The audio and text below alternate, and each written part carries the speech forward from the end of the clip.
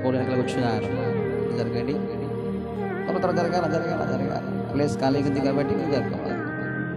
ఎవరైనా వచ్చినప్పుడు వాళ్ళు అట్లా కూర్చున్నారు. మన ఇంటి నుండి వర్తమానము జీవపు ఊట. చెప్పండి, జీవపు ఊట. ఈ జీవపు ఊట గురించి నీకు తెలుసా? మీ పక్కన వారితో కలిపి చెప్పండి, జీవపు ఊట గురించి నీకు తెలుసా? మరొకసారి అడగండి, నా తిట్టు కాదు, వాళ్ళ తిట్టు చూసి. జీవపు ఊట గురించి నీకు తెలుసా? హల్లెలూయా. మంచి అందరికి వందనాలమ్మా. బాట కదా. ఈరోజు కొత్త పాట పాడాను. మొత్తం నువ్వేనా? ఆ పాట ఒకసారి ట్రాక్లో పాడడానికి ట్రై చేయాలి. ఓకే, ఏం పాట పాడినావు? ఎవరు చూపించాలని. అది మాకు చాలా ఇష్టమైన పాట. మంచిది. దేవుని మహిమార్థముగా మరి ట్రాక్లో పాడడానికి ట్రై చేయండి. ఈసారి మనం యూట్యూబ్లో అప్లోడ్ చేయడానికి బాగుంటుంది. హల్లెలూయా. రైట్. జీవపు ఊట గురించి నీకు తెలుసా అనేది మనం వినబోతూ ఉన్నాం.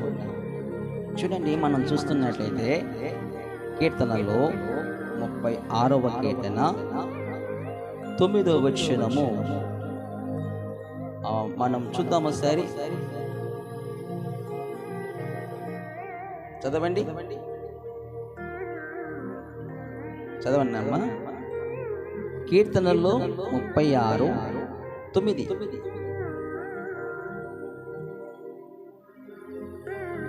చదవండి అక్క. ఎవరక్క? నీ యొద్ద జీవపు ఊట కలదు, నీ వెలుగును పొందియే మేము వెలుగు చూచుచున్నాము. కీర్తనకారుడు అంటాడు, నీ యొద్ద జీవపు ఊట కలదు అని కీర్తనకారుడు దావీదు అక్కడ తెలియజేస్తూ ఉన్నాడు. అయ్యా, నీ యొద్ద జీవపు ఊట కలదు, నీ వెలుగును పొంది మేము వెలుగు చూచుచున్నాము. జీవపు ఊట గురించి నీకు తెలుసా అనేది మనం వింటున్నాం. జీవపు ఊట అది జీవజలాన్ని ఇస్తుంది. హల్లెలూయా. అర్థమవుతుందా? జీవపు ఊట జీవాన్ని తీసుకొస్తుంది.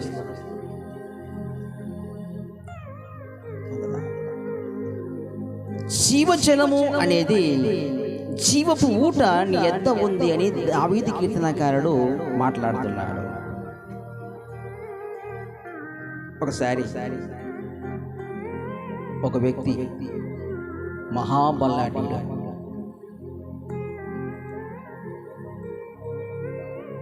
ఫిలిష్తీయులతో యుద్ధం చేయడానికి బయలుదేరుతాడు.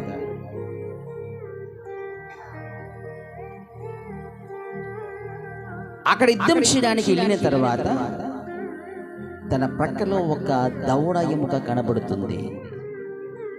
ఆ దవడ ఎముక తీసుకుని 1000 మందిని హతం చేస్తాడు. చూడండి, ఇక్కడ న్యాయాధిపతులు గ్రంథము 15వ అధ్యాయము, న్యాయాధిపతుల గ్రంథము దయచేసి చదవాలి. మౌనంగా ఉండబోతాము, నాకెందుకులే. చదువచ్చిన వాళ్ళు టకటక చదవాలి. న్యాయాధిపతుల గ్రంథము 15వ అధ్యాయము 14 నుంచి చదువుకుందాం. చదవండి. అతడు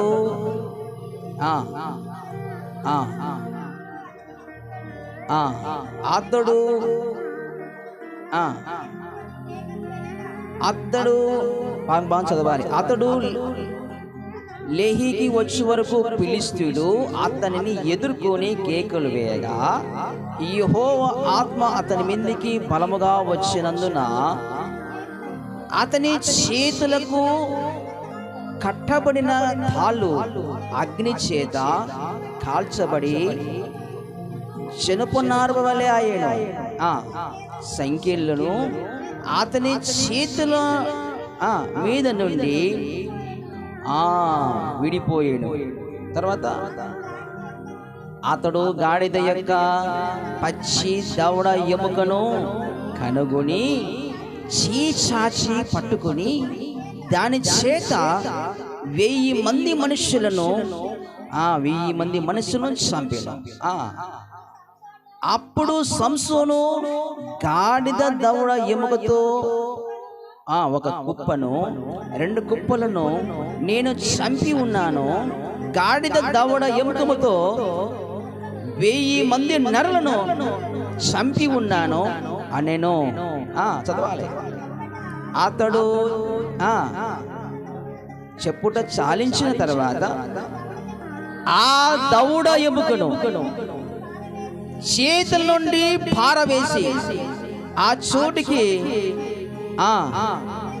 పేరు పెట్టాను. అప్పుడు అతడు మిక్కిలి తప్పికొనినందున యెహోవాకు మొరపెట్టి, నీవు నీ సేవకుని చేతి వలన ఈ గొప్ప రక్షణ దయచేసిన తర్వాత నేనిప్పుడు తప్పిచేతను చచ్చి సున్నతి పొందని వారి చేతిలోనికి పడవలెనా అని వేడుకొనగా, దేవుడు లేహీలలోనున్న ఒక గోతిని చీల్చెను. దాని నుండి నీళ్లు బయలుదేరెను. అతడు త్రాగిన తరువాత ప్రాణము తెప్పరిల్లి బ్రతికేను. కాబట్టి దాని పేరు నేటి వరకు గట్టిగా చప్పలు కొడుతూ హల్లెలూయా. జాగ్రత్తగా విన్నారు. కీర్తనకారుడు అంటాడు, నీ ఎదుట జీవపు ఊట ఉన్నది. నాకు తెలుసయ్యా, ఆ జీవపు ఊటలో నుంచి వస్తున్నవంటి నీళ్లు మమ్మల్ని తృప్తిపరుస్తాయి, తాగినప్పుడు. ఈ సంసోను మాట్లాడతాడు, ఇంత గొప్ప రక్షణ కలిగజేసిన తర్వాత గాడిద దవడ ఎముకతో నేను 2 కుప్పలుగా నేను మనుషులను చేసి 1000 మందిని చంపితే, అయితే అలిసిపోయానయ్యా, సమసలిపోతున్నానయ్యా, దాహముతో ఉన్నానయ్యా, నేను చావకుండా నీ ఎదుట ఉన్నవంటి జీవపు ఊటను నాకు దయచేస్తావా అడుగుతున్నాడు. హల్లెలూయా, హల్లెలూయా. నీ ఎదుట ఉన్నవంటి జీవపు ఊటను నీళ్ళు నాకు ఇస్తావా మాట్లాడుతున్నాడు. అంతవరకు అక్కడ ఆ జీవపు ఊట అనేది కనిపించలేదు, ఆ నీరు ఊట అనేది కనిపించలేదు. ఎప్పుడైతే మొరపెట్టాడో, దేవునికి మొరపెట్టాడో, నువ్వు చెప్పిన ప్రకారముగా ఫిలిష్తీయులను హతం చేస్తున్నాను, 2 కుప్పలుగా చేశాను అని దేవుని స్తుతిస్తున్నాడు. ఆ ఎముకను తీసుకున్నాడు. ఆ సైన్యం మీదకి వస్తున్నప్పుడు దేవుడు ఒక ఆయుధాన్ని ఇచ్చాడు. ఆ ఎముక కనబడింది. ఆ ఎముక చేత్తో పట్టుకున్నాడు. చేత్తో పట్టుకొని వస్తున్నటువంటి శత్రువులను ఉల్పలాడిస్తూ చంపేస్తున్నారంట. గట్టిగా హల్లెలూయా. నువ్వు బాధల్లో ఉన్నావు, సమస్యలో ఉన్నావు. ఒకసారి నువ్వు దేవుని మాట్లాడగా, ఒకవేళ దేవునితో మాట్లాడుతున్నప్పుడు ఆ మాటను గట్టిగా పట్టుకోవాలి. సంసోను ఎముకను గట్టిగా పట్టుకున్నాడు. పట్టుకొని దానితో పోరాడుతున్నాడు. మనం పోరాడుతున్నది మనుషులతో కాదు, అంధకార చీకటి శక్తులతో మనం పోరాడుతున్నాం. అందుకే ఆ దవడ ఎముక పట్టుకొని ఏ విధంగా అయితే పోరాడుతూ చంపేస్తున్నాడో ఆ విధముగా నీకు వస్తున్నటువంటి బలహీనతలో, నీ మీద పనిచేసిన శాపములో ఆ వాక్యము ద్వారా నువ్వు గట్టిగా పట్టుకొని పోరాడుతూ జయించాల్సిందే. హల్లెలూయా. దాన్ని గట్టిగా పట్టుకోవాలి. ఏదాన్ని పట్టుకోవాలి? సంసోను ఎముకను పట్టుకున్నాడు. ఎముకకు సాదృశ్యము వాక్యం, ఎముకకు సాదృశ్యము ఉపదేశం. దాన్ని గట్టిగా పట్టుకోవాలి, సత్యంని గట్టిగా పట్టుకోవాలి, ఎముకను గట్టిగా పట్టుకొని ఆ విధంగా పోరాడాలి. హల్లెలూయా. ఉపదేశం ఇచ్చినప్పటికీ, దేవుడు నీకు చూపించినప్పటికీ, ఎముక ఇచ్చినప్పటికీ నువ్వు దాన్ని పారేస్తే శత్రువు వచ్చి దాడి చేసే అవకాశం. ఇప్పుడు ఎవరు చెప్పారు, అరణ్యములో ఉన్నాను, కంప చెట్లు కనబడుతున్నాయి. నేను ఎన్నోసార్లు చెప్పాను, మీరు మంచిగా ప్రార్థనలో ఉండండి. మనకంటే ఒక క్రమం ఉంది.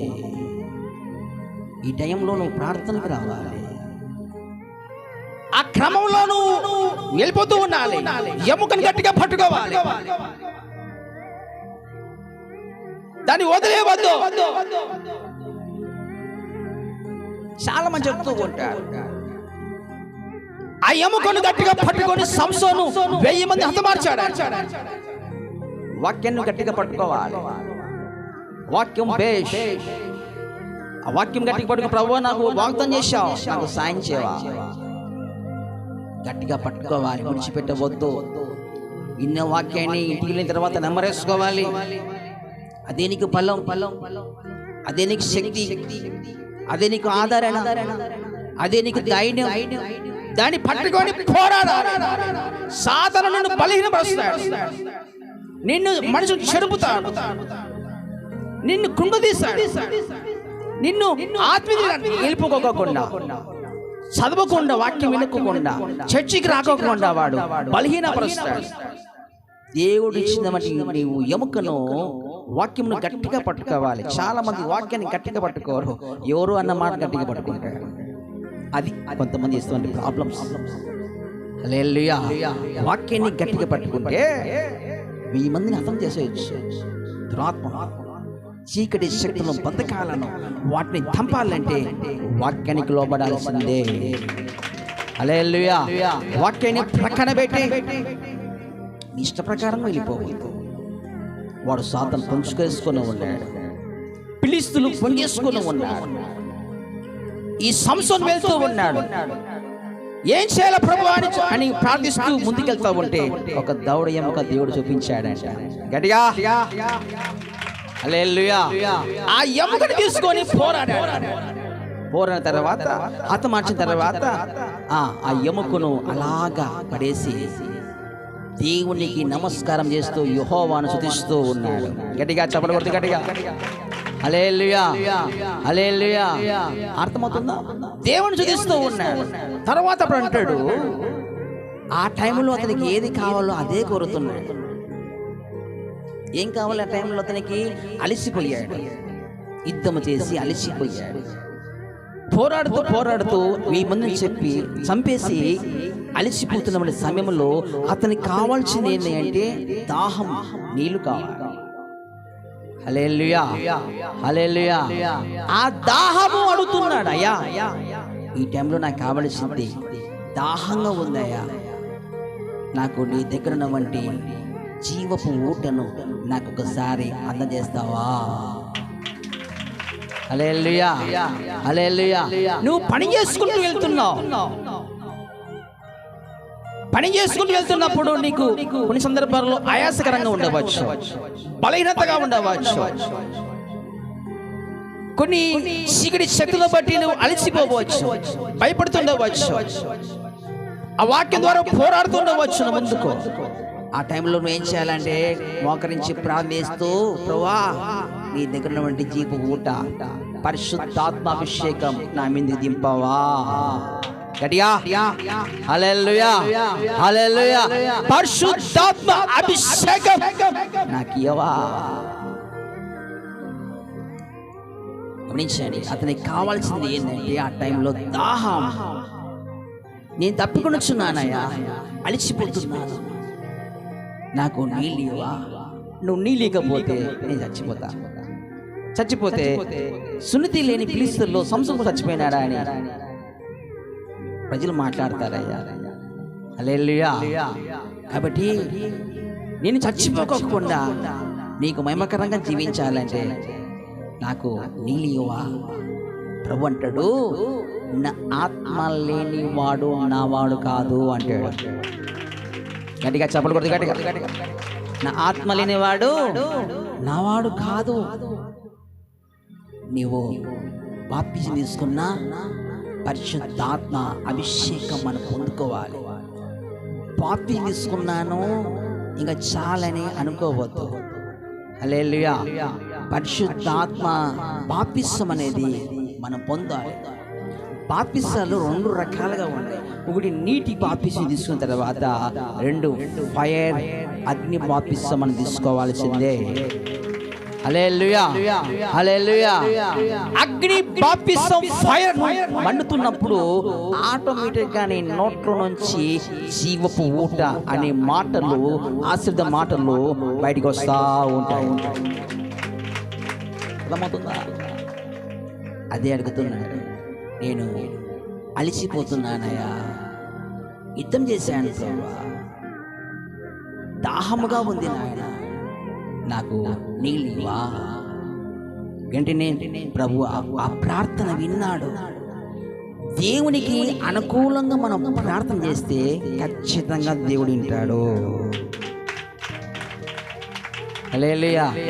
దేవునికి విరోధంగా ప్రార్థిస్తే ఈనాడు దేవుడు ఎందుకంటాడండి? ఆయన న్యాయమని చూడండి. హల్లెలూయా, హల్లెలూయా. అర్థమవుతుందా? అనుకూలమైన ప్రార్థన చేయాలి దేవునికి. ప్రభువా, ఆ నీళ్ళు తాగితే నేను తప్పిల్లుతానయ్యా, ఫలం పొందుకుంటానయ్యా, నీ పక్షంగా నిలబడతాను కదా ప్రభువా, నాకు సాయం చేయవా అడిగాడు. నీ పక్షంగా ఉండడానికి నాకు నీళ్లు అడుగుతున్నానయ్యా, నా స్వార్థాన్ని కాదు ప్రభువా. మేము కూడా ప్రార్థిస్తుంటాను పరిచర్యలో ఎక్కడ కూడా స్వార్థం లేకోకుండా దేవుని పక్షం నిలబడుతూ సత్య మార్గంలోకి నడిపించడానికి మేము ఆ జీవజలం పొందుకుంటా ఉంటాం. హల్లెలూయా. కొన్ని చీకటి శక్తులను బట్టి, కొంతమంది వ్యతిరేకంగా మాట్లాడిన మాటలను బట్టి మేము కూడా కొన్ని సందర్భాలలో ఆ చేదు అనుభవం అనిపిస్తున్నప్పుడు, ఆయాసపడుతున్నప్పుడు, బాధపడుతున్నప్పుడు ప్రార్థన చేసుకొని అవన్నీ బ్రేకప్ చేస్తూ ప్రార్థనలో ఉండి దేవుని అడుగుతూ ఆయన ఆత్మ అభిషేకంతో నింపబడుతూ మళ్ళా బలం పొందుకుంటాం. హల్లెలూయా, హల్లెలూయా. మళ్ళా శక్తిని పొందుకుంటాం, మళ్ళా కృపను పొందుకుంటాం, ముందుకెళ్తాం. ఆయన పక్షంగా నిలబడడానికి మనము దేవుని అడగాలి. దేవునికి మహిమ కలుగును గాక. హల్లెలూయా. అర్థమవుతుందా? అందుకే ఆ జీవజలాన్ని దేవుడు సంసోనుకి ఇచ్చాడు. ఆ టైంలో ఆయన కావాల్సింది నీళ్లు. దాహం అవుతున్నప్పుడు నీళ్ళు అడిగాడు కానీ నాకు అంతస్తులు ఏయా అని అడగలేదు. హల్లెలూయా. ప్రాణం అవుతున్నప్పుడు నా ప్రాణాన్ని కాపాడు ప్రభు అని అడుగుతాము కానీ నాకు ఆ బిల్డింగ్ ఈ ప్రభు అని అడుగుతాము. హల్లెలూయా. దేవుని మేము మాట్లాడతాముగా, నీకు ఏది అవసరంతో ఉందో దాని ప్రకారముగా నువ్వు మాట్లాడాలి, ప్రార్థన చేయాలి. దేవునికి మహిమకరంగానే నువ్వు ప్రార్థన చేసుకొని బలం పొందుకోవాలి. నీకు దేవుడు ఎముకను ఇచ్చాడు, వాక్యాన్ని ఇచ్చాడు, ఉపదేశాన్ని ఇచ్చాడు. దాన్ని గట్టిగా పట్టుకొని నువ్వు పోరాడాలి. ఎవరితో పోరాడాలి? చీకటి శక్తులతోనూ, ఆకాశపు అంధకార శక్తులతోనూ, దురాత్మలతోనూ మనం పోరాడుతూ ఉన్నాం కనుక వాక్యం ద్వారానే మనం పోరాడాలి. హల్లెలూయా. వాక్యమే మనకు బలం. వాక్యం ద్వారానే మనం పోరాడాలి. అంతేగాని మామూలుగా రాయి రప్పలతో కాదు, కట్టెలతో కాదు, వాక్యంతోనే మాట్లాడాలి. తప్పిపోయిన వంటి వారిని వాక్యమే చూపించి నడిపించాలి, బలవంతంతో కాదు. హల్లెలూయా. అర్థమవుతుందా? వాక్యం ద్వారానే కట్టుకోవాలి, వాక్యం ద్వారానే పైకి లేయాలి, వాక్యం ద్వారానే ఫలం పొందుకోవాలి. వాక్యం అనేది ఎముక లాంటిది, ఉపదేశం అనేది ఎముక లాంటిది. అది నువ్వు చక్కగా వింటే ఆ త్రాగినావంటే అది నిన్ను బలపరుస్తుంది, సంతోషపరుస్తుంది, నీ హృదయాలను తృప్తిపరుస్తుంది. గట్టిగా చెప్పకూడదు, గట్టిగా. హల్లెలూయా. చూడండి, ఇంకా మనం చూసినట్లయితే సామెతల గ్రంథము 10వ అధ్యాయము 11వ వచనం. సామెతల గ్రంథము 10వ అధ్యాయం 11.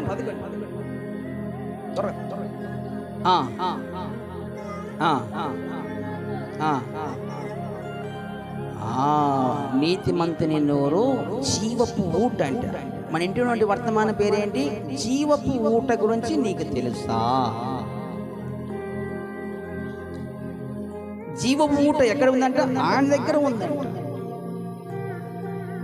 హల్లెలూయా. అందుకే దావీదు అంటాడు, నీ దగ్గర జీవపు ఊట ఉందయ్యా, నాకు అనుగ్రహించవా అని అడుగుతాడు. నాకు తెలుసయ్యా. సంసోను కూడా అదే మాట్లాడతాడు, నాకు దాహం వేస్తూ ఉంది, ఆ జీవపు ఊటను తెలుసవా. హల్లెలూయా, హల్లెలూయా. ఇంకోటి జీవపు ఊట అంటే ఏంటి అంటే నీతిమంతుని నోరు జీవపు ఊట. చూడండి, మంచి ప్రార్థనా పరులు, సేవకులు దేవుని మహిమార్థముగా వారు మాట్లాడే మాటలు కష్టంలో ఉన్నటువంటి వారికి, బాధలో ఉన్నటువంటి వారికి ప్రార్థన చేసి దేవుని నాశించబోతున్నాడు, నీ చేతుల దేవుడు తీసేస్తున్నాడు అని ఆ జీవపు ఊట్లో నుంచి ఆ మాటలు వారు రిలీజ్ చేస్తూ ఉంటారు. దాన్ని వాళ్ళు రిసీవ్ చేసుకొని బలం పొందుకుంటారు. హల్లెలూయా, హల్లెలూయా. నీతిమంతుని నోరు జీవపు ఊట, జీవజలం అక్కడి నుంచి, ఆ హృదయం నుంచి బయటకు వస్తాయి. హల్లెలూయా. ఎలాంటి పరిస్థితుల్లో కూడా ఆ విధంగా నీతిమంతుడు దేవునికి మహిమకరంగా ఆ జీవపు ఊట్లో నుంచి తీసుకొచ్చి ఆ విధంగా వాళ్ళకి తాగిస్తున్నప్పుడు, వారికి ఇస్తున్నప్పుడు దాన్ని తీసుకొని నువ్వు త్రాగాలి, నమ్మాలి. ఒక సేవకుడు ప్రార్థన చేసి ఇలా జరుగుతుందంటే దాన్ని తీసుకొని నువ్వు తాగాలి, నమ్మాలి.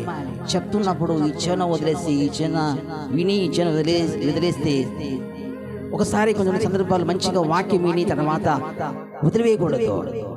నీతిమంతుని నోరు జీవపు ఊట. హల్లెలూయా, హల్లెలూయా. అర్థమవుతుందా? ఏంటయ్యా నీతిమంతుడు అంటే? అబ్రాహాముతో మాట్లాడతాడు, అబ్రామా, నీకు ఒక గానొక కుమారుడు నీకు ఇచ్చాను కదా, అది నాకు ఇచ్చే, నాకు బలి అర్పించు అంటాడు. అతడు తన భార్య కూడా చెప్పుకోకుండా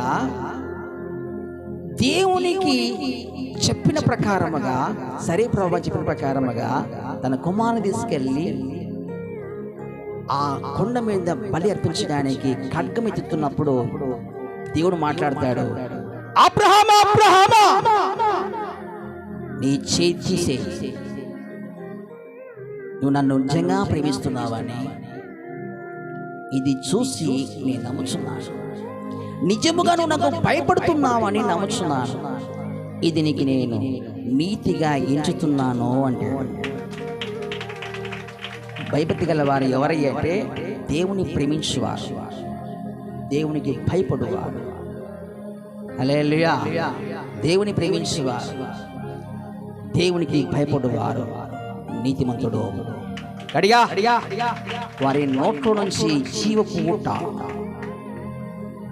వారి నోట్లో నుంచి దేవునికి భయపడకుండా, దేవుని ప్రేమించకుండా నీతిమంతుడు మనకు కాలేదు. ఆయన రక్తంతో కడగబడాలి, బాప్తిసం తీసుకోవాలి, ఆయన ప్రేమించాలి. కొంతమంది ఆయన ప్రేమిస్తారు, ఆయన సన్నిధికి వస్తారు, బాప్తిసం ఉండదు. కొంతమంది బాప్తిసం ఉంటుంది, ఆయన సరిగ్గా ప్రేమించలేరు. కొంతమంది మంచిగా ప్రేమిస్తారు, చెప్పండి, ఆయనకు భయపడరు. హల్లెలూయా. బాప్తిసం ఉండాలి, ఆయన ప్రేమించాలి, ఆయనకు భయపడాలి. వారే నీతిమంతులు. గట్టిగా చెప్పకూడదు, గట్టిగా. హల్లెలూయా. ఆ నీతిమంతుని నోరు జీవపు ఊట.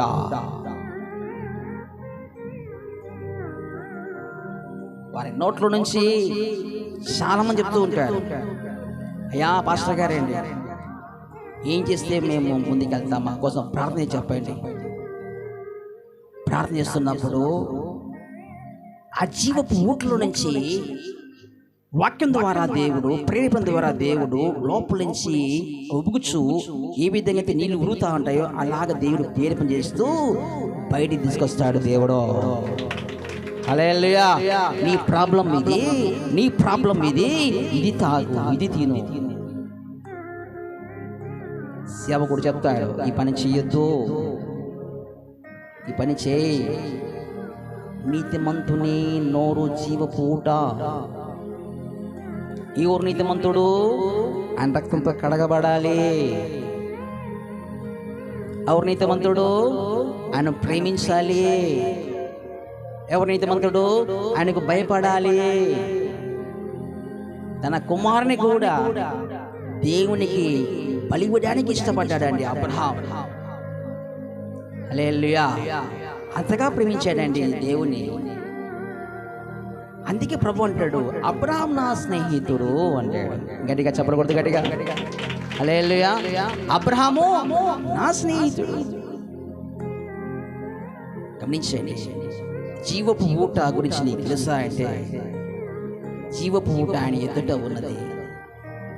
ఆ జీవపు ఊట నీళ్లు త్రాగితే నువ్వు తృప్తిపడతావు, బలం పొందుకుంటావు, శక్తిని పొందుకుంటావు. సంసోను బలం పొందుకున్నాడు, శక్తి పొందుకున్నాడు, తెప్పరిల్లాడు, ముందుకెళ్ళిపోయాడు. ఇంకా నీతిమంతుని నోరు జీవపు ఊట అని లేఖనం తెలియజేస్తుంది. భక్తుని నోరు బలత్కారము. మేము చెప్తామంటాం, బలవంతం లేదు.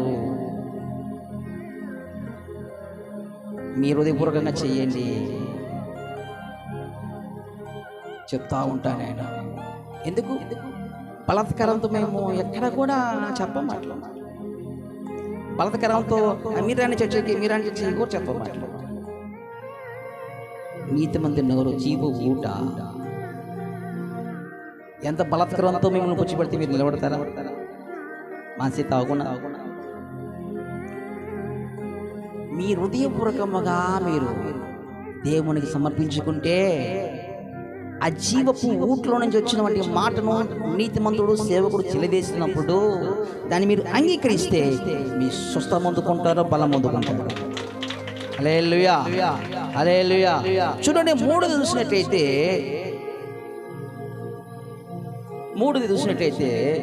చూద్దాం. సామెతల గ్రంథము 13వ అధ్యాయము 14వ వచనం.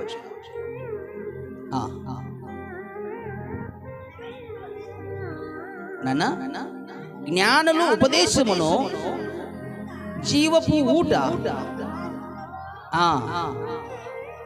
హల్లెలూయా. జ్ఞానుల అందరూ తీయండి బైబిల్ ఒకసారి, అందరూ బైబిల్ తీయండి ఒకసారి. సామెతల గ్రంథము సామెతల గ్రంథము 13వ అధ్యాయము అందరూ తీయండి, చదువునన్నా. జ్ఞానులు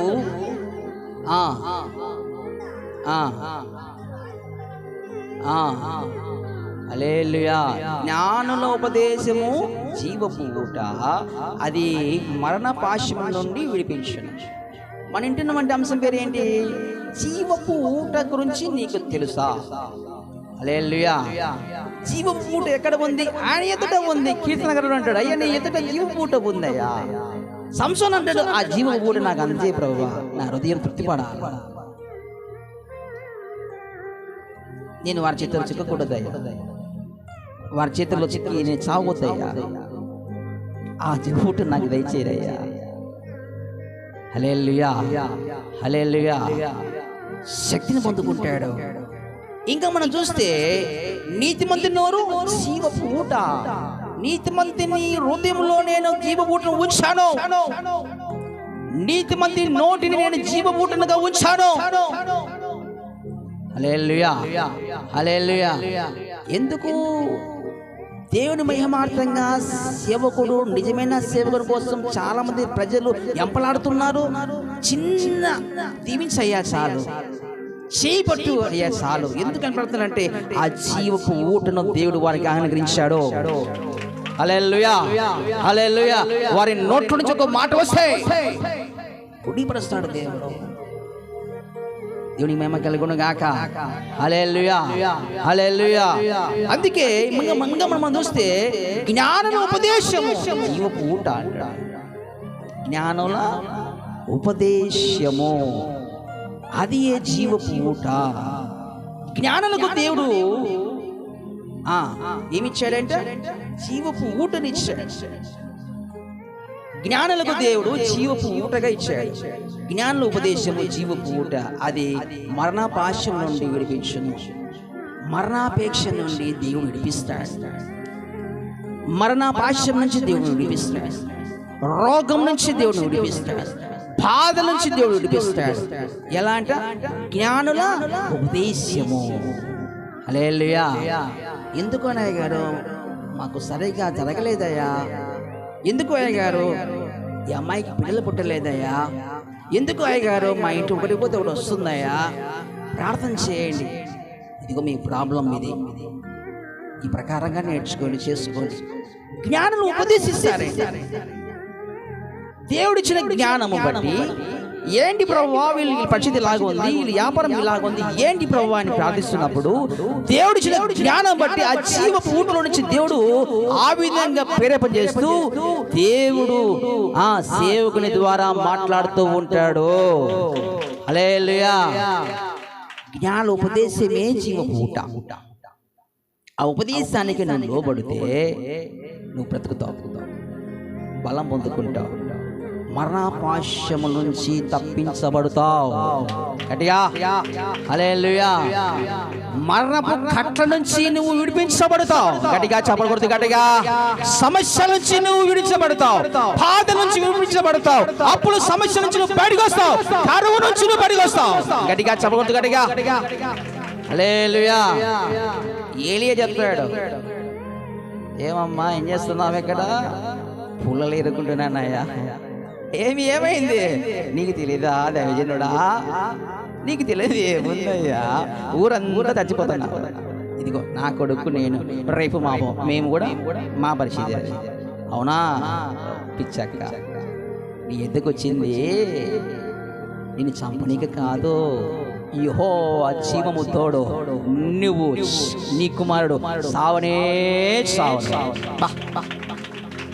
జీవపు ఊటలో నుంచి దేవుడు మాట్లాడుతున్నాడు. ఏలియా నువ్వెళ్ళు సారైపోతూ ఎదురాల దగ్గరికి వెళ్ళు. ఆ గ్రామంలో చాలా మంది స్త్రీలు ఉన్నారు. ఆ గ్రామంలో చాలా మంది ప్రజలు ఉన్నారు. అయితే ఒక్క ఎదురాల దగ్గరికి పంపించాడండి దేవుడు. ఆయన పక్షపాత అయ్యారు. పక్షపాత అది చూడాలి, అది చూడాలి. పక్షపాత మరి ఎందుకు పంపించాడు? ఆమెలో అంతో ఎంతో భక్తి ఉంది, భయం ఉంది. అంతో ఎంతో భక్తి ఉంది, భయం ఉంది, ప్రార్థిస్తా ఉంది. అలాంటి వారి దగ్గరకే జీవపు ఊట బయలుదేరుతుంది. గట్టిగా చెప్పవద్దు. గట్టిగా హల్లెలూయా. జీవపు ఊట ఎవరి దగ్గరికి బయలుదేరుతుంది అంటే అంతో భక్తి ఉండి, భయం ఉండి, భక్తి కలిగి చక్కగా దేవుని మహిమకరంగా లోపడుతూ జీవించాలని తపన గల వారితో దేవుడు మాట్లాడతాడు. హల్లెలూయా. వారి కష్టంలో ఉన్నప్పుడు, వారు శాపం కింద ఉన్నప్పుడు, వారు భయముతో ఉన్నప్పుడు సేవకుల ద్వారా దేవుడు మాట్లాడతాడు. గట్టిగా గట్టిగా గట్టిగా నువ్వు బాధలో ఉంటున్నప్పుడు, కష్టాలు ఉంటున్నప్పుడు, నిన్ను ఎవరు పట్టించుకున్నప్పుడు దేవుడు కళ ద్వారా దేవుడు నీతో మాట్లాడతాడు. గట్టిగా చెప్పకూడదు. గట్టిగా ప్రవచనగా దేవుడు మాట్లాడతాడు, వాక్యం ప్రకారంగా దేవుడు మాట్లాడతాడు, ఉపదేశం ద్వారా దేవుడితో మాట్లాడతాడు, సేవకుల ద్వారా దేవుడు నీతో మాట్లాడతాడు. జీవపు ఊట నీ ఎదుగు వస్తుంది. గట్టిగా చెప్పకూడదు. గట్టిగా హల్లెలూయా. ఏలియా మాట్లాడతాడు, పిచ్చక నువ్వు చావనే చావు, అయితే నువ్వు పని చేయాలా? చెప్పండి అయ్యా, ఏం పని చేయాలా? ఆకలిగా ఉంది, నా కొంచెము ఒక రొట్టె తీసుకుంటా, నీళ్ళు తీసుకుంటా, తప్పికేదండి. హల్లెలూయా, హల్లెలూయా. ఏమంటాడు? అయ్యా మొదట అడిగినావు కదా నీళ్ళు తెస్తాను కానీ రొట్టె మాత్రం మనకు వద్దునాయన. ఏదో నేను నా కుమారుడు చేసుకొని తినాలనుకుంటున్నాము, అది కొంచెమే పిండి ఉంది. మళ్ళా అంటాడు, యెహోవా జీవము తోడు, నేను ఎవని సన్నిధిలో ఉన్నానో నీకు తెలుసా? నువ్వు చావనే చావు. యెహోవా మాటకు నువ్వు లోబడి, నా మాటకు నువ్వు లోబడి నువ్వు నడిస్తే ఇదిగో ఈ కరువు తీరిపోయేంత వరకు దేవుడు సన్నిధి, దేవుని కృప నీతో ఉంటుంది. చెప్పాను కదా, ఆమె కొంచెం భక్తి పరులని నమ్మేస్తుందండి. దేవుని మాటను ఎవరు నమ్ముతారంటే దేవునికి భయపడుతూ భక్తి గల వారు మాత్రమే నమ్ముతారు. హల్లెలూయా. నమ్మిందంతేగా నమ్మి తన కుమార్ని తీసుకొని పోతుంది. ఇంటికి తీసుకొని పోయి ఆ రొట్టెని తీస్తుంటే ఆ పిల్లవాడు, నాకు అంత పెట్టమ్మా, ఆకలి అవుతుంది, ఇంతవరకు కట్టెలు పోయినాం కదా ఎండలో, నీళ్ళు తాగురా, నీళ్ళు తాగుతున్నానమ్మా, నాకు ఆకలి అవుతుంది, ముందు నీ ఆకలి కొంచెం చెప్పు ఉండడానికి నీళ్ళు తాగునా, నీళ్ళు తాపించి ఆ రొట్టెని తీసుకొని ఏలియా దగ్గరికి వచ్చి అప్పం ఇచ్చి నీళ్ళు ఇచ్చి అప్పుడు మాట్లాడుతుంది, అయ్యా నువ్వు చెప్పిన ప్రకారముగా, యెహోవా చెప్పిన ప్రకారముగా నేను దేవునికి లోబడిపోయినాను. గడిగా ఇదిగో అప్పం. అప్పుడు ఆయన కళ్ళారా చూసి దేవుని స్తుతించి ఆ రొట్టె తీసుకుని తిని నీళ్లు త్రాగి తృప్తి పొందుకొని అప్పుడు అంటాడు, నువ్వు ఇంటికి పోయి నీకును నీ కుమారునికి అప్పం చేసుకుని తినండి, సంతోషంగా ఉన్నానని చెబుతూ అలాగంటాడు. ఆ కరువు దినాలలో ఇదిగో దేవుని ఎత్తుకి పంపించాడు కాబట్టి నేను కూడా నీ ఇంట ఉంటా. హల్లెలూయా, హల్లెలూయా. నేను కూడా నీ ఇంట ఉంటాం అని నడుచుకుంటూ పోతున్నారు. ఇంటికి పోయిన తర్వాత ఆ పిండిని తీస్తున్నప్పుడు చేతికి అందింది, అప్పుడు చేసుకున్నారు. నూనె అందింది, అప్పుడు చేసుకున్నారు. మరలా నైట్ చేసుకున్నారు. మరలా మరుసటి రోజు చేతికి తీస్తుంటే అది తరిగిపోకుండా వృద్ధి అవుతూనే ఉంది. హల్లెలూయా, హల్లెలూయా, హల్లెలూయా. చూడండి, అందరూ చాలా మంది కరువుతో చచ్చిపోతున్నారు, కానీ వీళ్ళు ఈ కుమారుడు మాత్రం చావలే. గట్టిగా చప్పడు, గట్టిగా. హల్లెలూయా. తల్లి తింటుంది, కుమారుడు తింటున్నాడు, వారితో పాటు సేవకుడు తింటున్నాడు. దేవునికి లోబడితే, దేవునికి భయపడితే జీవపు ఊట నీ ఎత్తుకి పారుకుంటా వస్తుంది. ఆ నీళ్లు తాగినావంటే, బలం పొందుకుంటే, శక్తిని పొందుకుంటే, ఆయన మాటకు లోబడితే నీకు తిరిగే లేదు. గట్టిగా హల్లెలూయా, హల్లెలూయా. ఇంకా చూడండి, జ్ఞానులు ఉపదేశించారంట, ఏలియా ఉపదేశించాడు, ఇలా చేయండి. అలా చేసి చూసిన తర్వాత వారు అందరూ కూడా ఆ తల్లి కుమారుడు చక్కగా బ్రతికారండి, బతికారు. ఆమంటుంది, ఆ కరువంత అయిపోయిన తర్వాత ఏలియా గారు, మీరు మొదట చెప్తున్నప్పుడు అంత బాధ అనిపించింది, అయితే నేను దేవుని నమ్మి ఆ విధంగా చేసిన తర్వాత నేను నా కొడుకు ఇలా జీవిస్తున్నామంటే దేవుని మహాకృప, మీరు ఇచ్చిన ఉపదేశం. గట్టిగా చెప్పలేదు, గట్టిగా. హల్లెలూయా, హల్లెలూయా. ఉపదేశానికి నువ్వు లోబడితే బ్రతుకుతావు, దేవుని కుమారుడు జీవిస్తాడు. జ్ఞానం ఉపదేశం అంట జీవపు ఊట లాంటిదంట. హల్లెలూయా. చూడండి, ఇంకో మాట చెప్పేసి ముగిస్తున్నాడు. ఇంకొక ఆయన ఉన్నాడు, మనం చూస్తున్నట్లయితే 2వ రాజుల గ్రంథము 5వ అధ్యాయం, 2వ రాజుల గ్రంథము 5వ అధ్యాయము 10వ వచనము మనం చదువుకుందాం. త్వరగా చదవండి. 2వ రాజుల గ్రంథము 5వ అధ్యాయము 10వ వచనము. సిరియా రాజు అయిన 310 ముగిస్తున్న త్వరగా. 2వ రాజుల గ్రంథం 5వ అధ్యాయం, పేజీ నంబర్ 310.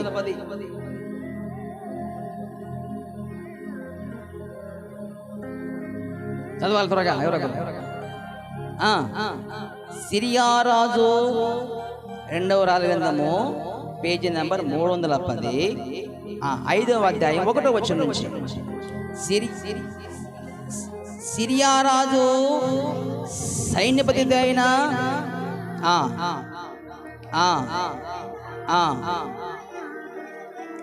అతని చేత యెహోవాయే సిరియా దేశమునకు జయము కలగజేసి ఉండెను.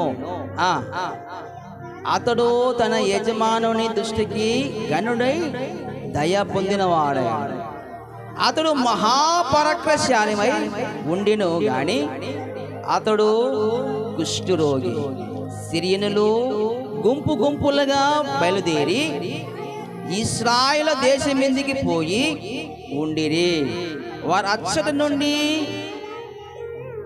నుండి ఒక చిన్నదాన్ని చెరగొని తేగా అది నయమాను భార్యకు పరిచర్య చేస్తా ఉందంట. అది షోమ్రోనులో ప్రవక్త దగ్గర నా ఏలిన వాడు ఉండవాలని నేను ఎంతో కోరుచున్నాను. అతడు నా ఏలిన వానికి కలిగిన కుష్ఠరోగము బాగైనని తన యజమానురాలతో అనేను. గట్టిగా చప్పలు కొడుతూ గట్టిగా హల్లెలూయా. మనం చూస్తూ ఉన్నట్టయితే సిరియా రాజు సైన్యాధిపతి అయిన నయమాను ఆయన మహాపరాక్రమశాలిగా ఉన్నాడు, మంచి గనుడుగా ఉన్నాడు, జయించిన వంటి వాడుగా ఉన్నాడు. ఏంటి కారణం అంటే యెహోవాయే అతనికి విజయం ఇచ్చాడు. గట్టిగా చప్పలు కొడుతూ గట్టిగా హల్లెలూయా. యెహోవాయే అతనికి విజయం ఇచ్చాడు. అయితే సిరియలో గుంపులు గుంపులుగా బయలుదేరి ఇశ్రాయేలు ప్రజల మీదకి యుద్ధానికి వెళ్ళారు. యుద్ధం చేసి జయిస్తూ వస్తున్నారు.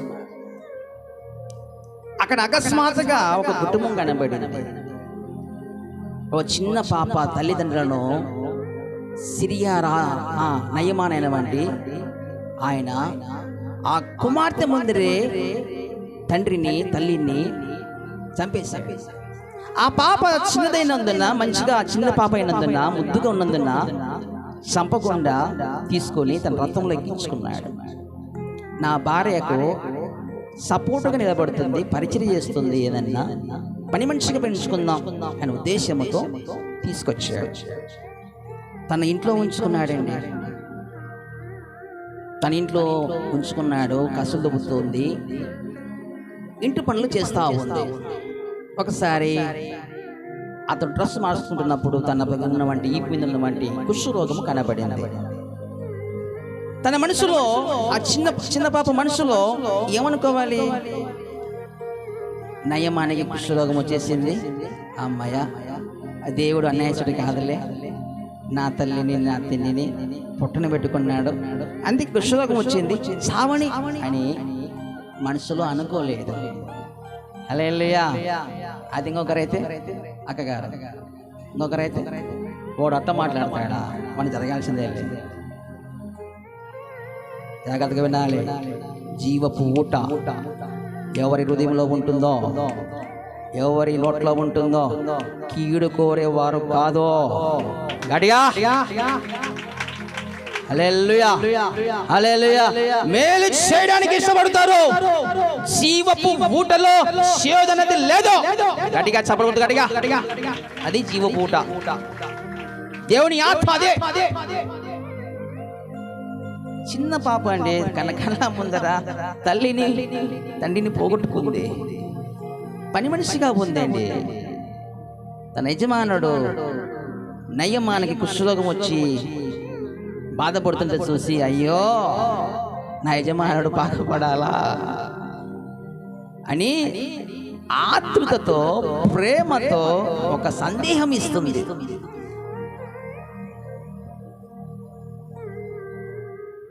ఉపదేశం ఇస్తుంది, ఒక సమాచారం అందిస్తూ ఉంది. తన యజమానులతో మాట్లాడుతుంది. అమ్మా, నా యజమానుడు మంచిగా నూరేళ్ళకి బ్రతకాలని నేను ఆశిస్తూ ప్రేమిస్తూ ఈ ఉపదేశము, ఈ సమాచారం అందిస్తున్నాను. ఇదిగో ఏ గ్రామంలో అంటే అది చెప్పండి. ఏ గ్రామం అంటే చెప్పాలి. ఏ గ్రామం అది చదవండి. ఏ గ్రామంలో? షోమ్రోనులో ఒక మంచి సేవకుడు దైవజనుడు ఉన్నాడమ్మా. హల్లెలూయా చెప్పండి. మంచి సేవకుడు దైవజనుడు ఉన్నాడమ్మా. అతని దగ్గరికి అతని దగ్గరికి నా యజమాను వెళ్ళి ప్రార్థన చేయించుకొని వస్తే అతడు ప్రార్థన చేసి మరి దేవుని అడిగి ప్రార్థన చేస్తే ఆ దేవుడు కరుణించి చక్కగా దేవుడు స్వస్థపరుస్తాడని నేను నమ్ముచున్నానమ్మా. కాబట్టి మీరు ఎంతవరకు ఎక్కడెక్కడ తిరిగారో ఏమేమి చేశారో నాకు తెలియదు, కానీ సొమ్రోనులో మంచి రోషం గల సేవకుడు ఉన్నాడు. గట్టిగా హల్లెలూయా. ఆయన దగ్గరికి వెళ్ళండి, ఉపదేశిస్తుందండి, సమాచారం అందిస్తా ఉంది. మొత్తానికి నయమనికి చెప్పింది తన భార్య. సరే అన్ని తిరిగినాం, అన్ని చేసాము కదా, ఇది ఒకసారి చూద్దాం అని చెప్పేసి తన రాజైన వంటి రాజుతో, సిరియా రాజుతో మాట్లాడుతున్నాడు. రాజా,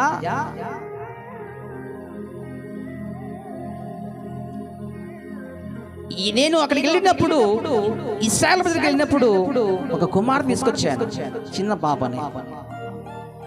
ఆ పాప మా ఇంట్లో పని చేస్తా ఉంది. ఆ పాప ఇచ్చిన సలహా, ఉపదేశం మరి ఇల్లిరమ్మంటావా? ఆ రాజు అంటాడు, నువ్వు బాగుంటే నాకేం కావాలి. హల్లెలూయా. వినండి, కుష్ఠరోగం ఆ దినాలలో బయటపడితే ఊళ్ళో నుంచి వెళ్ళగొడతారు. నేను ఊళ్ళో నుంచి వెళ్ళగొట్టక మునిపే బాగుపడాలని తన తల్లిని తన తండ్రిని చంపినమంటే ఆ చిన్న కుమార్తె నేను మంచిగా జీవించాలంటూ ఆ కుమార్తె సలహా ఇస్తుంది. ఆ జీవపు ఊట నీలో ఉంటే మంచి సలహాలు ఇస్తావు, కానీ చెడ్డ సలహాలు ఇయ్యవు. గట్టిగా చెప్పకూడదు, గట్టిగా హల్లెలూయా. కీడు అసలు కోరవు నువ్వు. ఆ రోజులలో కుష్ఠరోగము వచ్చిన తర్వాత ఇంట్లో నుంచి బయట తిరగకూడదు. ఆ వేదనకి అలమటిస్తూ ఆకలి అవుతున్నప్పుడు ఆకలితోనూ దప్పికతోనూ వాళ్ళు చావాల్సిందే. నేను చచ్చిపోక మునిపే ఈ చిన్న కుమార్తె నేను వారికి చేసిన ద్రోహము మనసులో ఉంచుకోకుండా నేను బ్రతకాలంటూ ఆ అమ్మాయి చిన్న సలహా ఇచ్చిందయ్యా, వెళ్ళిరమంటావా? ఆయన ఆశ్చర్యపోయి, రాజు ఆ అమ్మాయి అలా చెప్పిందని చెప్పేసి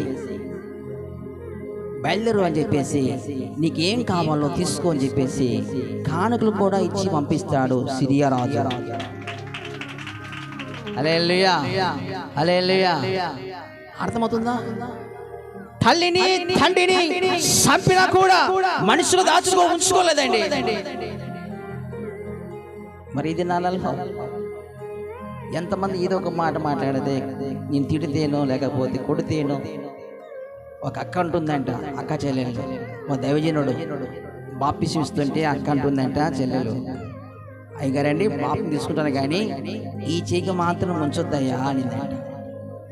ఏంటమ్మా అంటే, ఏం లేదు, నాకు ఒక కోపం ఉంది, నేను ఒక ఆమె మీద కోపం ఉంది, ఆమెను కొట్టాలి, ప్రతిగా తీర్చుకోవాలి, అంతవరకు ఈ చేయికి నువ్వు బాప్తిసం ఇవ్వద్దు అంటూ.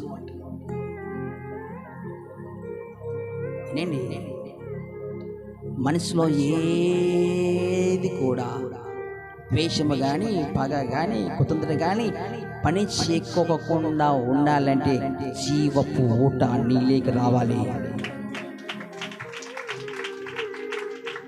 హల్లెలూయా, హల్లెలూయా. జీవపు ఊట లేనివారే కదా. ఈ అమ్మాయి తల్లి తను పోగొట్టుకుందండి, కన్నారా చూసి చంపింది. ఇంట్లో ఉంది, ఏ పొద్దు కూడా అతను చావు కోరలేదు. కొంతమంది మాట్లాడతారు, అయ్యా నా భర్త ఇలాగన్నాడు, వాడు ఉంటే ఏం పోతే. మాట్లాడవద్దు. భర్తను వాడు అనొద్దు. ఈ భర్త ఎలాంటి వాడాయన, నీలో జీవపు ఊట ఉంటే అంతేకాదు ప్రభు చెప్పేది, శత్రు సైతమును ప్రేమించవలను అంటాడు దేవుడు. ఎందుకు ప్రేమించలేకపోతున్నావు అంటే జీవపు ఊట గురించి రుచి అనేది నీకు కనిపించలేదు. గడిగా చెప్పకూడదు, గడిగా ఎక్కడెక్కడికో వెళ్తున్నావు, ఎక్కడెక్కడో వాక్యం ఉంటున్నావు, జీవపు ఊట టేస్ట్ అనేది నీవు రుచి చూడలేకపోతున్నావు. గడిగా హల్లెలూయా. చూడండి, ఆ మాట చెప్పిన తర్వాత నయమాను సోమ్రోనికి వెళ్తాడు, చర్చి ఎదుట నిలబెడతాడు, కబురు పంపిస్తాడు. మీ సేవకుడు ఉన్నాడా? ఉన్నాడయ్యా, నేను వచ్చానని, ఇంత దూరం వచ్చానని వెళ్ళి చెప్పు. ఆ వ్యక్తి పరిగెత్తుకుంటా పోతాడు. అయ్యా అయ్యా అయ్యా పాస్టర్ గారండి, ఒక ఆయన నయమాను వచ్చాడు, సైన్యాధిపతి అంట, వచ్చాడు, మీకోసం వచ్చాడు, మీరు ప్రార్థించాలంట. అప్పుడు ఆ సేవకుడు ఆ కూర్చొని ప్రార్థిస్తూ ఆ జీవపు ఊట్లో నుంచి దేవుడు మాట్లాడుతున్నప్పుడు, ప్రేమ చేస్తున్నప్పుడు, దర్శనమిస్తున్నప్పుడు, ఏంటి ప్రభువా వారు వచ్చారు ఏం చెప్పాలంటున్నప్పుడు యర్దా నదికి వెళ్ళి 7 సార్లు అట్లే వెళ్ళి స్నానం చేసి స్వస్థ పొందుకోమని ప్రభు చెప్పాడు. హల్లెలూయా. అదే మాట చెప్తాడు. ఆ సేవకుడు ఎవరు? ఏం పేరు తెలుసా? ఎలీషా. హల్లెలూయా అని చెప్తాడు. అయ్యా మా పాస్టర్ గారు యర్దా నదికి వెళ్ళిపోయి అట్లే 7 సార్లు మునిగి స్వస్థ పొందుకోమని చెప్పాడు. మా పాస్టర్ గారు ప్రార్థిస్తుంటే దేవుడు మాట్లాడినాడంట. హల్లెలూయా. ఆ మాట అనగానే అతనికి కోపం వస్తుంది. ఏంటి, ఇంత దూరం ప్రయాణం చేసి నేను ఇక్కడికి వస్తే నన్ను చూని కూడా బడికి రాలా ఈ వ్యక్తి.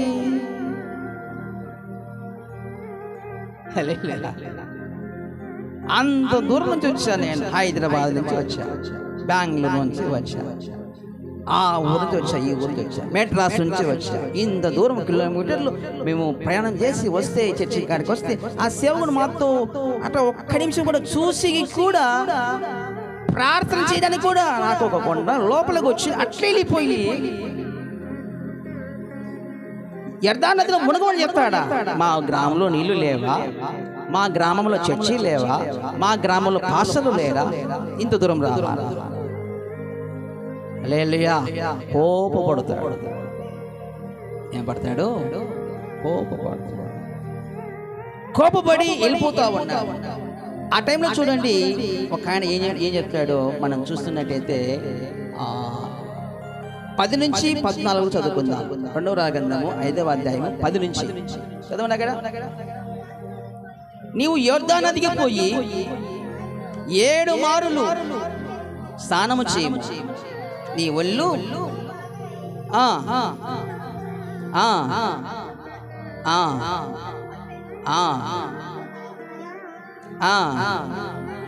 కోపము తెచ్చుకొని తిరిగిపోయి ఇట్లా నేను అతడు నా ఎద్దకు వచ్చి నిలిచి తన దేవుడైన యెహోవా నామమును బట్టి తన చెయ్యి రోగమును ఉన్న స్థలము మీద ఆడించి కుష్ఠరోగమును మాన్పునని నేను అనుకుంటున్నాను. దమస్కు నదులైన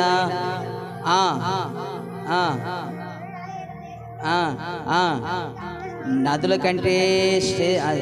కంటే శ్రేష్టమైనవి కావా? వాటిలో స్నానం చేసి శుద్ధి పొందలేనా అని అనుకుని రౌద్రుడై తిరిగి వెళ్ళిపోయాడు. అయితే అతని దాసులలో ఒకడు వచ్చి, జాగ్రత్తగా వినాలి నాయనా, జాగ్రత్తగా వినాలి నాయనా, ఆ ప్రవక్త ఏదైనా ఒక గొప్ప కార్యము చేయమని నియమించిన యెడల నీవు చేదువా? అయితే స్నానం చేసి శుద్ధుడు కమ్మని మాట దానికంటే మేలు కాదా అని చెప్పినప్పుడు అతడు పోయి దైవజనుడు చెప్పినట్లుగా యెర్దా నదిలో 7 మార్లు మునగగా అతని దేహము పసిపిల్ల దేహమునై అతడు శుద్ధుడాయెను. గట్టిగా చెప్పకూడదు, గట్టిగా. హల్లెలూయా. జాగ్రత్తగా ఉండాలి. చాలా మంది స్వస్థ పొందుకోగల కారణం ఏంటంటే కోపం అండి. నేను చాలా గ్రహించగలను. కుటుంబాలు బాధపడుకోగల కారణం ఏంటంటే కోపం అండి. కోపం. ఆయన ఏం చెప్పాడండి? వచ్చినావు బాగానే ఉంది, నాకు ప్రభు అనుమతించలేదు బయటికి రావడానికి, నేను చూడడానికి.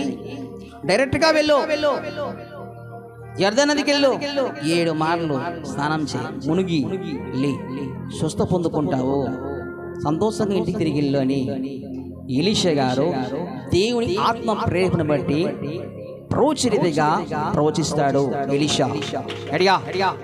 హల్లెలూయా. ఆ మాటను తీసుకోవడం లేదు. మింగడపడంలో ఒక మాట చెప్పాలంటే అది కోపంగా మాట్లాడుకుంటున్నాడు. ఆ గ్రామంలో మాకు నీళ్ళు లేవా, నదులు లేవా, వాటికంటే శ్రేష్టం కాదా, యర్దన్ నది శ్రేష్టమా? హల్లెలూయా. వినండి, అక్కడ నీళ్ళు ప్రాబ్లం కాదు. అతడు తగ్గించుకొని ఆ విధముగా నడిచి ముందుకెళ్తే స్వస్థ పొందుకుంటాడనే దేవుడు ఆజ్ఞాపించాడు. హల్లెలూయా. అర్థమవుతుందా? అతనికి చాలా కోపము, అతనికి చాలా గర్వం కూడా ఉంది. దాన్ని తగ్గించడానికి ఎలీషాను బయటికి పోకుండా ఆపేశాడు దేవుడు. హల్లెలూయా. ఏయ్ నువ్వు కూర్చో అన్నాడు. పోయేసాడు. అంత దూరం వచ్చాడంట, నయమాన్ని వచ్చాడంట.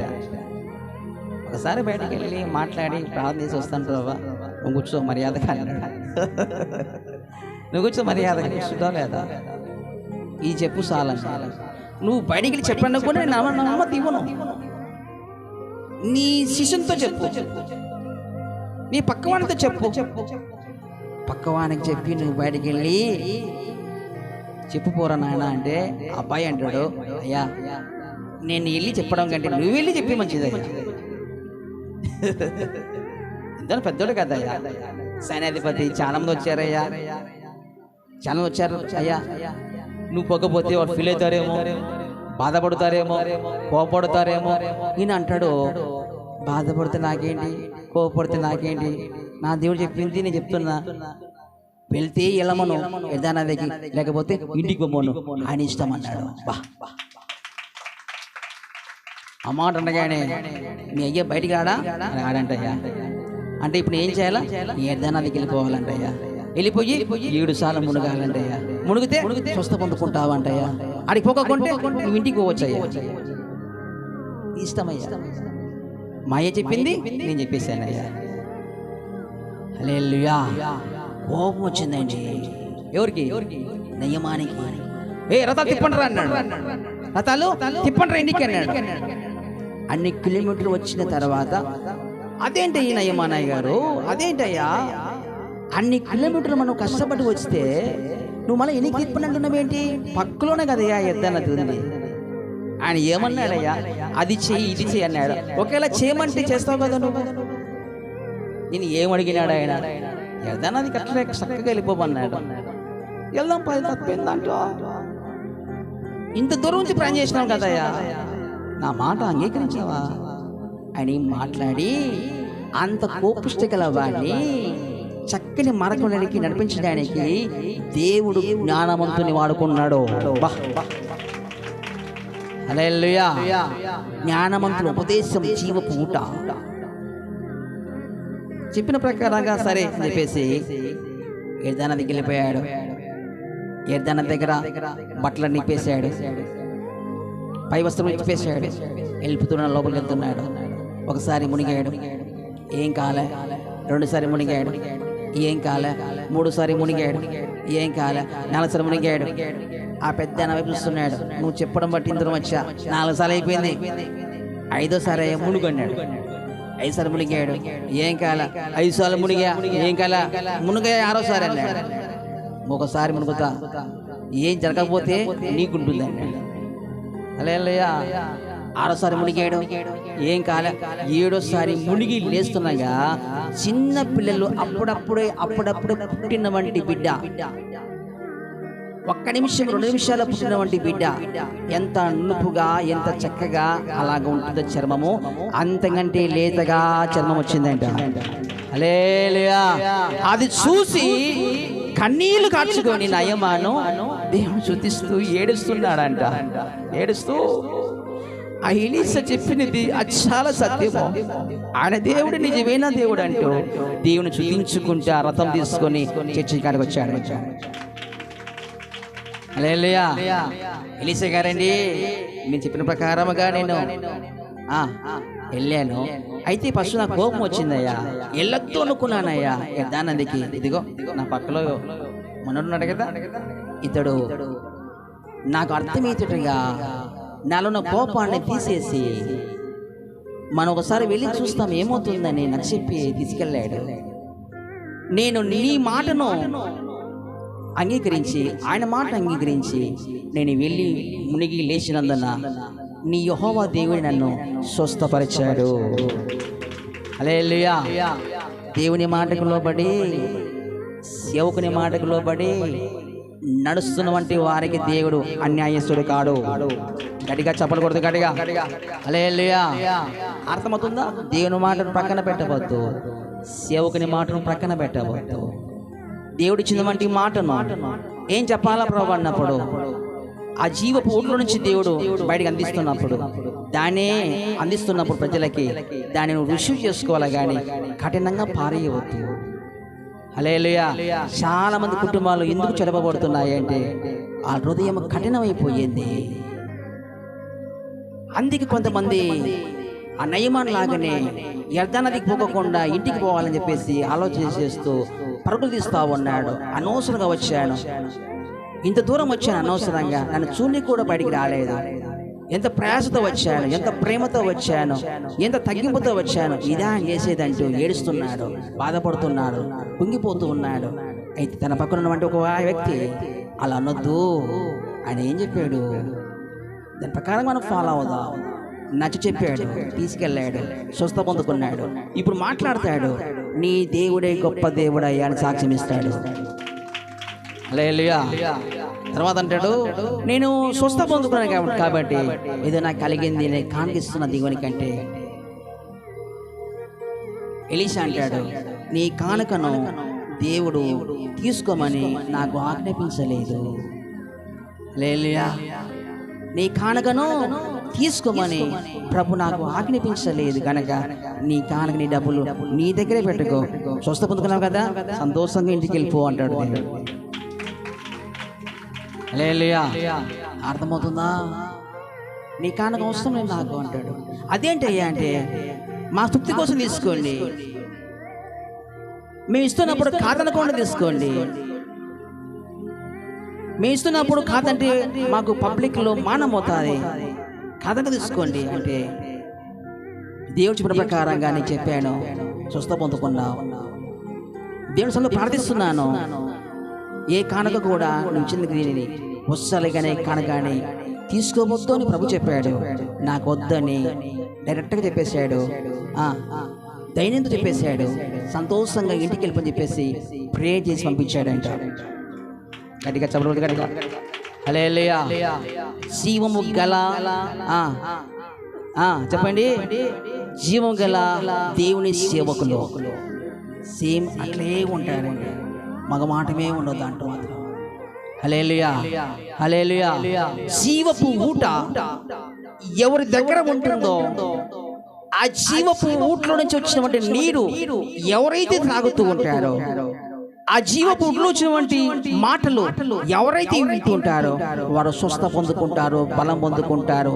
ఏ జీవపు ఊట్లో నుంచి ఏదైతే ఆ మాట ఇచ్చాడు దేవుడు, ఆ నిజమైన సేవకుడు అచ్చలగా ఉన్నది ఉన్నట్లుగానే చెప్పాడు. హల్లెలూయా. మార్పులు చేర్పులు ఉన్నావు, మనుషులు మభ్యపరచడానికి ఉన్నదో, నిస్వార్థంగా వాడుకోవడానికి ఉన్నదో. హల్లెలూయా. జీవపు ఊట్లో నుంచి వచ్చే మాటలు మాత్రం చెప్తాడు కానీ స్వార్థము పని చెయ్యదు. గట్టిగా చెప్పకూడదు, గట్టిగా హల్లెలూయా.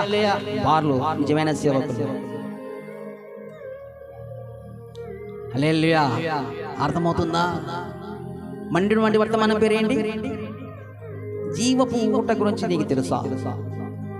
యోహాను సువార్తకి వెళ్ళిపోతే అక్కడ సమరయ స్త్రీ కనబడుతుంది, 12 గంటలకు వస్తుంది, నీళ్ళ కోసం ఇంపలాడుతూ ఉంటుంది. ప్రభు ఆ టైంలో వెళ్ళి ఆడ కూర్చుంటాడండి, జాగ్రత్తగా ఉండండి. సమరయ స్త్రీ 12 గంటలకు వస్తే ఆయన ముందే వెళ్ళి కూర్చుంటాడండి. మాట్లాడతాడు. ఏమని మాట్లాడతాడంటే, అమ్మా నాకు కొంచెం నీళ్ళు ఇస్తావా అని అడుగుతాడు. మీరేమో మేము సమరయలో మీరు యూదులయ్యా, మీకు వస్తుందని అట్లా కనబడుతుంది, మీకు ఎలా పొత్తు, మేము చేతినటువంటి నీళ్ళు మీరు తాగుతారా? అప్పుడు అంటాడు, నేనిచ్చే నీళ్ళు చలం నువ్వు తాగినట్లయితే నువ్వు ఎప్పుడు దప్పిక కొనవు అంటాడు. హల్లెలూయా. నువ్వు ఈ బావిలో నీళ్ళు తాగుతున్నావు, నీకు దప్పిక అవుతుంది. భూమి మీద వంటి నీళ్లు తాగుతున్న వల్ల నీకు ఇంకా దాహం అవుతుంది. నేనిచ్చే నీళ్ళు తాగినట్లయితే నీకు దప్పిక అనేది ఉండదు. ఏంటి దప్పిక ఉండదు? అదేంటి చెప్పండి, ఏం దప్పిక ఉండదు?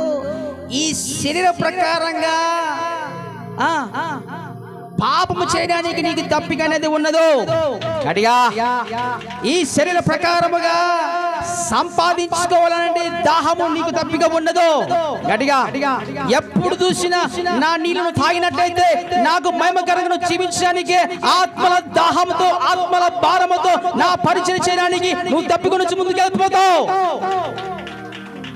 నిజమైన సేవకులు, నిజమైన విశ్వాసులు మీరే. అది అని ఇంతవరకు నువ్వు నీళ్ళు తాగుతున్నావు, తప్పికొంటున్నావు. నీకు 5 మంది పెనిమిటిలు ఉన్నారు. ఇప్పుడు వాడు నీ వాడు కాదు, మొత్తం 6 మంది. నీకు మాత్రము ఇంకా పాపంలో చిక్కుకున్నావన్నా. నేనిచ్చే నీళ్ళు తాగినామంటే ఈ శరీర సంబంధించినటువంటి క్రియలు ఇంకా నీలో కనిపించవు అంటాడు దేవుడు.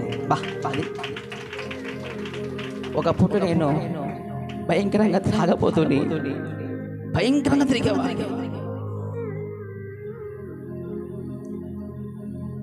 వేకుజామున 3 గంటలకి 4 గంటలకి మందు తాగేవాడిని. అలాంటి పాని చెప్పినటువంటి నన్ను ఎప్పుడైతే ప్రభు నన్ను కాపాడినాడో, పిలుచుకున్నాడో, ఆ జీవపు ఊటను నాకు రుచి చూపించాడు. శరీర ప్రకారం వంటి లోక ఆశలన్నీ చచ్చిపోయాయి. హల్లెలూయా, హల్లెలూయా. శరీర ప్రకారంగా ఉన్నటువంటి లోకాశలు కానీ శరీరాశలు కానీ దేవుడు వాటిని తీసేసాడు. ఇప్పుడు మా దాహం సంఘం ఎదగాలి, మా దాహం మందిరం కట్టబడాలి, మా దాహం ప్రభు ఇచ్చినటువంటి వాగ్దానము నెరవేర్చబడాలి. హల్లెలూయా. ఇది తప్ప వేరొక ధ్యాస లేదు. ఎంతో మంది దేవుని మహిమార్థముగా స్వస్థత పొందుకున్నటువంటి వారు ఉన్నారు. ఎంతో మంది బాగుపడినటువంటి వారు ఉన్నారు. మా సేవా జీవితంలో చనిపోయినటువంటి వారు దేవుడు తిరిగి లేపినటువంటి 4 వ్యక్తులు ఉన్నారు. గట్టిగా చెప్పకూడదు, గట్టిగా. మా దాహం ఏంటో తెలుసా? దేవుని సల్లికి వచ్చినటువంటి బిడ్డల్లో చక్కగా ఆత్మీయంగా ఎదగాల. నేను ఎలాగైతే రోషముతో ఉన్నానో, దేవుని మహిమకరంగా వాడబడుతున్నామో, వారు కూడా అంత రోషముతో భక్తిలో వారు ఎదగాల అనేది మా ఆత్మ దాహం. గట్టిగా, ఇది తప్ప ఇంకోటేం లేదు. హల్లెలూయా, హల్లెలూయా. మండుతూ ఉండాలి, మండుతూ ఉండాలి. చల్లారిపోవద్దు. ఒక కట్ట మండుతున్నప్పుడు దాన్ని తీసి పక్కన పడేస్తే అది కొంచెంసేపు వేడిగా ఉంటుంది, తర్వాత చల్లారిపోతుంది. అలాగే సంఘ సవాసంలో ఉంటే నువ్వు మండుతూ ఉంటావు. పక్కకి వెళ్ళిపోయినావంటే కొంతకాలానికి నువ్వు బూడిదైపోతుంది. అనగా అగ్గి అంత బూడిదైపోతుంది. దాంట్లో మంట ఉండదు, అగ్గి ఉండదు, ప్రార్థన జీవితం ఉండదు. అలా ఉండడానికి వీలు లేదు. గట్టిగా చెప్పకూడదు, గట్టిగా. హల్లెలూయా. ముగిస్తున్నాను. జీవపు ఊట అంటే ఏంటో తెలుసా? యేసు ప్రభువే జీవపు ఊట. చేతులపై గట్టిగా. యేసు ప్రభువే జీవపు ఊట. అందుకంటాడు, నేను ఇచ్చే నీళ్ళు తాగినావంటే ఎప్పుడు నువ్వు తప్పికొన్నావంటే, బాబు ఆ నీళ్ళు ఏంటి నాకు ఇవ్వా? ఇంత దూరం వస్తున్నానయ్యా నేను, ఇంత దూరం వస్తున్నానయ్యా నేను, 12 గంటలకు వస్తున్నానయ్యా. ఉదయం పూట వస్తే అందరూ చాలా మంది స్త్రీలందరూ ఉండి నన్ను ఆరి పారేసుకుంటారంటూ తిట్టుకుంటుంటారు అంటూ, నేను 12 గంటలకు వస్తున్నా, ఎవరు లేని సమయంలో వస్తున్నాను, కాళ్ళనడకలో వస్తున్నాను, ఎండకు వస్తున్నాను. బాబా ఆ జీవి పూట అయితే నాకు ఇస్తే నేను ఇంకా తప్పుకోకుండా ఈ బావి దగ్గర రాకోకుండా నేను మంచిగా ఇంట్లోనే కూర్చుంటాను. నెట్టుగా మాట్లాడింది. తర్వాత నీకు 5 మంది పెనిమిటిలు ఉన్నారు, ఇప్పుడు వాడిని వాడు కాదని చెప్తున్నప్పుడు, మాట్లాడుతున్నప్పుడు ఆ సత్యాన్ని గ్రహించింది. నువ్వు ఒక ప్రవక్త అనింది, నువ్వు ఒక రక్షకుడు అనింది, నువ్వు నిజంగా మెచ్చివానని అనింది, కనుగొనింది. తర్వాత తనకు దాహానికి తెచ్చుకున్నటువంటి కుండను పగలగొట్టి, అక్కడే పగలగొట్టి గ్రామంలోకి వెళ్ళిపోయి ప్రజలందరినీ తీసుకొచ్చి యేసు ఎదుగు నడిపించింది. హల్లెలూయా. చూడండి, నీళ్ళ కోసం వచ్చింది, కుండని తీసుకొని వచ్చింది. దేవుడు కొన్ని మాటలు మాట్లాడినాడు, ఆ మాటలు హృదయంలోకి చొచ్చుకొని వెళ్ళిపోయినాయి. ఇంకా ఆమెకు నీళ్ళు దాహం కాలేదు. ఆమె దాహం అంతా నా గ్రామంలో ప్రజలందరూ కూడా రక్షించబడాల, నా కుటుంబంలో ఉన్న వాళ్ళందరూ కూడా రక్షించబడాల, యేసు ఎత్తుకు తీసుకురావాలనే దాహముతో ఆ కుండను పగలగొట్టి గ్రామంలోకి పరిగెత్తుకుంటా పోయింది. గడిగా హల్లెలూయా, హల్లెలూయా. అప్పుడు అంటారు అందరూ, అమ్మా నువ్వు చెప్తూ ఉంటే ఏదో అనుకున్నాము, కానీ ఇప్పుడు ఆయనను చూసి ఆయన మాటలు విని మేము నమ్ముతున్నాం అంటారు. గట్టిగా చప్పలు కొడుతూ గట్టిగా దేవునికి మహిమ కలుగును గాక. కుండను పగలగొట్టిందండి. కుండను పగలగొట్టడం గల కారణం ఏంటంటే, ఏంటి సాదృశ్యం ఏంటి? తన పాపమును ఒప్పుకొని పగలగొట్టింది. హల్లెలూయా. జీవపు ఊట మనలోకి రావాలంటే మన పాపములు, మన హృదయంలో ఉంటే పాపములను ఒప్పుకొని విడిచిపెట్టాల్సిందే. అది విడిచిపెట్టకపోతే జీవపు ఊట నీలోకి రాలేదు. గట్టిగా చెప్పకూడదు, గట్టిగా హల్లెలూయా. మనలో సేదు బుడ్డ ఉందంటే జీవపు ఊట మనలోకి చొచ్చుకొని రోజులు రాలేదండి.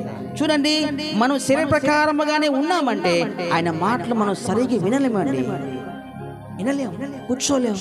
మన చేత కాదు. ఆయన జీవపు ఊట మనలోకి రావాలంటే మనలో ఉన్నటువంటి పాపము ఒప్పుకొని పగలగొట్టాలి. నిజమే ప్రభువా, ఒప్పుకుంటున్నానయ్యా, క్షమించు నాయన అడిగితే ఆయన మాటలు శ్రద్ధగా వినడానికి, ఆయన జీవపు ఊటాన్ని హృదయంలోకి రావడానికి, ఆయన సన్నిధిని హృదయంలోకి రావడానికి, నీతో మాట్లాడడానికి ప్రభు నీకు కృప చూపిస్తాడు. గట్టిగా చెప్పకూడదు, గట్టిగా హల్లెలూయా. ముగిస్తున్నాను, టైం లేదు కాబట్టి ముగిస్తున్నాం. ప్రస్తుతమైతే రేపు వారం ఇంకా జీవపు ఊట అంటే ఇంకా ఏంటి అని మనం తెలుసుకుందాం. చెప్పండి, జీవపు ఊట అంటే అర్థం ఏంటి? ఒకటి, దావీదు అంటాడు, నీ ఎదుట జీవపు ఊట ఉందయ్యా. సంసోన్ అంటాడు, ఆ జీవపు ఊటను నాకు అందజేయ ప్రభువా, నా హృదయం తృప్తిపరచబడుతుంది. ఆ జీవపు ఊట నీటిని తాగుతూ నేను బ్రతుకుతానయ్యా, లేకపోతే ఇదిగో ఫిలిష్తీయుల చేతుల్లో చచ్చిపోయిన మంచి వాడుగా ఉంటాను, నాకు సాయం చేయవా అని అడుగుతాడు. రెండోదిగా మనం చూస్తున్నట్లయితే నీతిమంతి నోరు జీవపు ఊట, జ్ఞానుల ఉపదేశము జీవపు ఊట. హల్లెలూయా. అర్థమవుతుందా? నీతిమంతి నోరు అంట జీవపు ఊటగా ఉంటుందంట. జ్ఞానుల ఉపదేశం, ఈ చిన్న పాప చిన్నది ఉపదేశించింది, సమాచారం అందించింది. తనకు కీడు జరిగినప్పటికీ, తన తల్లికి తన తండ్రిని చంపినప్పటికీ, కళ్ళారా చూసినప్పటికీ ఏ మాత్రము మనసులో పెట్టుకోకుండా, చచ్చిపోవాలని, నాశనం కావాలని కోరుకోకుండా మంచిగా బ్రతకాలనే కోరుకున్నది ఆ చిన్నది. గల కారణం ఏంటంటే జీవపు ఊట ఆమెలో పనిచేస్తా ఉంది. గట్టిగా చెప్పకూడదు, గట్టిగా హల్లెలూయా. నయమాన కోపపడ్డాడు. తన దగ్గర ఉన్నటువంటి ఒక మంచి వ్యక్తి, జ్ఞానం గలవాడు, మంచిగా సలహా ఇచ్చాడు, అలా కోపడద్దు, నా మాటను సరిచేయబడ్డాడు.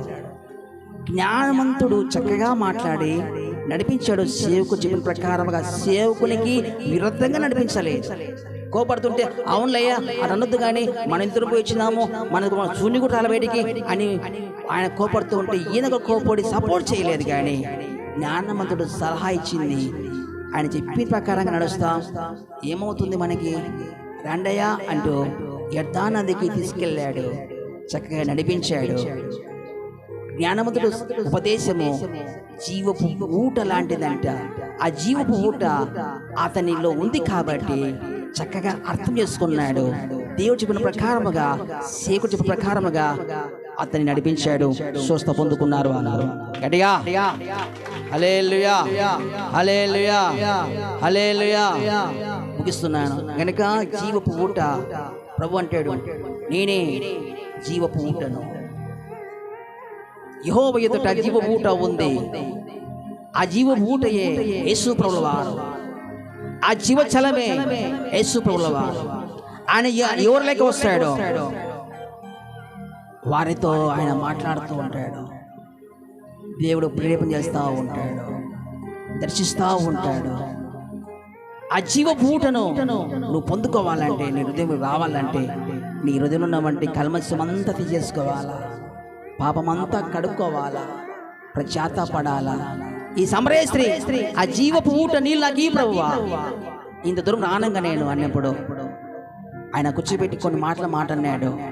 తన కుండను పగల కొట్టింది, తన హృదయంలో ఉన్నవంటి పాపమంతా తీసేసుకుంది. ఆయన మాట ఆమె హృదయంలోకి వెళ్ళిపోయింది. జీవపు ఊట్లో నుంచి నీళ్లు పొంగి పొల్లేట్టుగా ఆమెలో నుంచి ప్రేమ, సంతోషం, సమాధానం పొంగుకుంటా బయటకు వచ్చేసింది. గట్టిగా హల్లెలూయా. ఇప్పుడు ఆమెలో ఉన్న దాహం ఏంటో తెలుసా? శరీర ప్రకారంగా వెళ్ళి మళ్ళా పాపం చేయాలనే దాహం అయితే లేదు, కానీ దేవుని మహిమకరంగా మంచిగా బ్రతకాలనే దాహంతో ఉంది. హల్లెలూయా, హల్లెలూయా. ఇంతవరకు చాలు ఈ జీవితం, పాత జీవితం ఇంకా వద్దు. జీవపు ఊట నాళ్ళకి బయలుదేరి నాళ్ళకి వచ్చేసింది. ఆయనలో ఉన్న హృదయము ఏ విధంగా అయితే పనిచేస్తుందో, ఆయన ఆలోచన ఏంటో నా హృదయంలో కూడా అదే ఆలోచనలో. హల్లెలూయా. అది జీవపు ఊట పని చేస్తుంది. దేవుడికి మహిమ కలుగును గాక. హల్లెలూయా. అలాగున ప్రభు జీవపు ఊటతో ప్రభు మిమ్మల్ని నింపి అద్భుతపరుస్తూ ఆయనకు మహిమకరంగా ఆత్మీయతలో ప్రభు వారు మిమ్మల్ని ఆశ్రయించి దేవుని సన్నిధిలో అభివృద్ధి అవుతూ ముందుకు సాగడానికి ఇంకా ఆత్మీయతలో మంచిగా బలపరచబడుతూ అనేక మంది ప్రజలను దీని వైపు మలించడానికి ప్రభు మనందరినీ వాడుకును గాక. గట్టిగా చెప్పవద్దు, గట్టిగా హల్లెలూయా. లేచి నిలబడదాం. పౌలయ్య పాట పాడతాడు.